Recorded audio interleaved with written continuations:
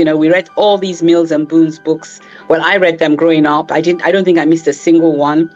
And now when we look back and we look at those books were pretty much abusive when you think about it. It was always a rich man going for this virgin girl, putting her through so much turmoil. And then at the end of the whole saga, they lived happily ever after. So that was my kind of warped love.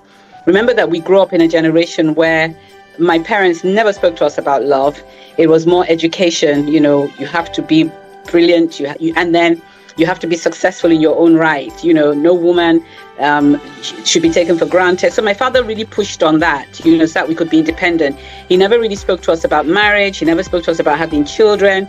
It was all about your education and being successful.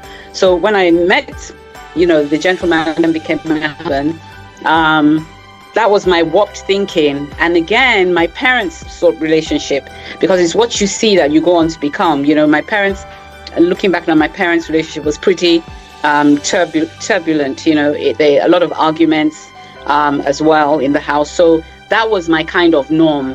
When I look back now, I really didn't have a yardstick to measure what I was going into with.